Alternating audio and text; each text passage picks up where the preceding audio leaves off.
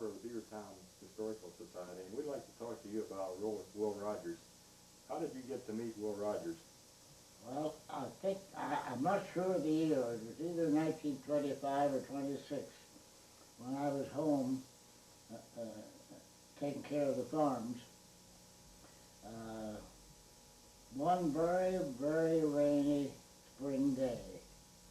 I didn't record the day either.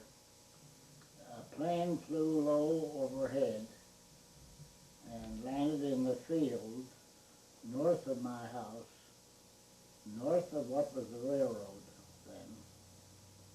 And two men got out.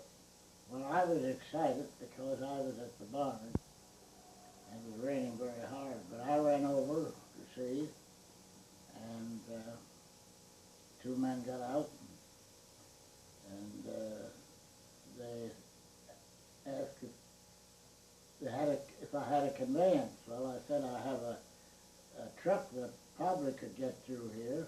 The plane had mired down in the field, and they couldn't move it at that time.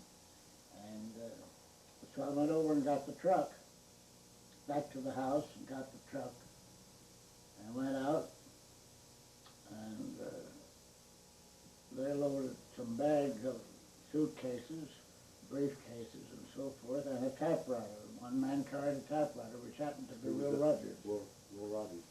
And I believe 18 bags of mail. And I wasn't sure that I could get out because the ground was pretty soft and it was an old Ford truck. And but we got back to the house, and then they introduced themselves, Will Rogers, because he wanted to immediately make telephone calls. Who was the other man? The other man, do you know his name? Nelson. I don't know his first name. Mr. Nelson was the pilot. And Will proceeded to make a lot of telephone calls, and we had not had our dinner. But my wife was preparing dinner, so she always had enough, and we had fried potatoes and fried ham. Did Will Rogers enjoy his dinner? And we invited them to eat with us, and they did. And he called, I believe, the headquarters of the Air Service first. And then he called somebody in New York City, I don't know whom. And in the meantime, they were very much excited about the mail. Now, I have to interject here. Both of them were soaking, wringing wet. And so he said to me, he said, "Do you have any old clothes that I can wear for a while?" So he was a larger man than I, but he did put on a pair of my overalls, coveralls they call them, and a shirt. And stayed around the house and did some more calls while he asked Mr. Nelson and asked me if I could take the mail to a certain post office, which he was going to call. And he called Sunbury. And we agreed to take the mail down, and he stayed at the house for the time being. And we had difficulty. If you remember at Kramer, the creek was divided, and there were two bridges, and there was an island between, and that island was low, and we got into water up almost to the motor, but we got through, and I don't know what was in the mail that was so valuable, because we got there at railroad station. They had two policemen and the postmaster and another official there.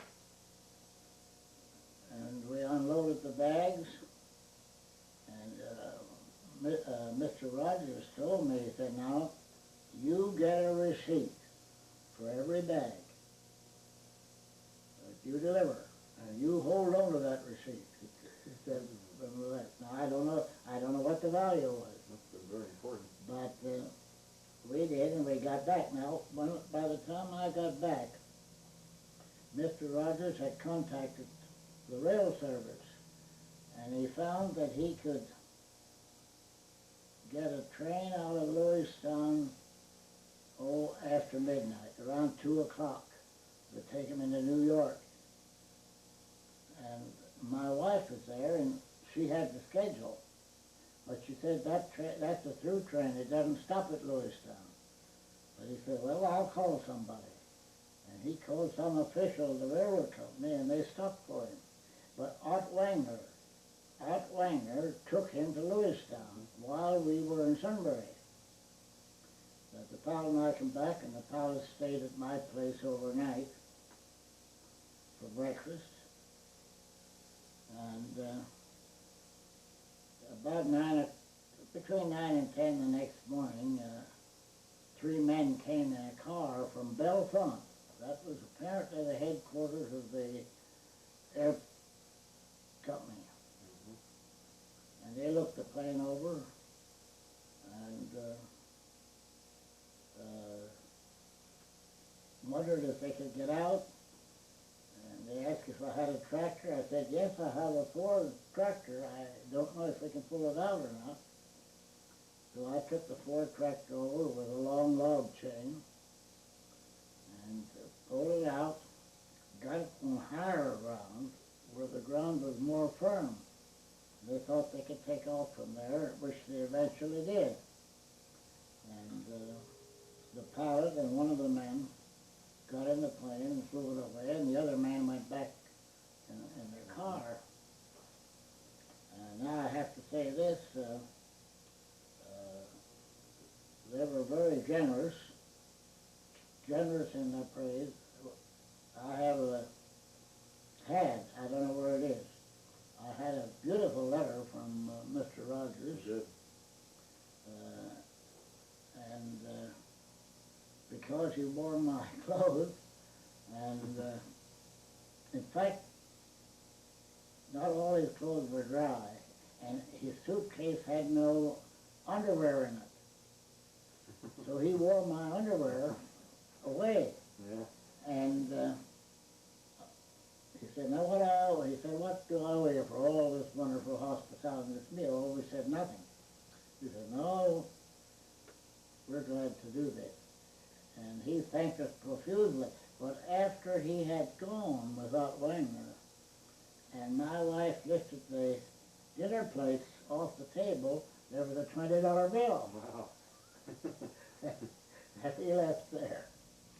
And then the air company sent me $200 for damages.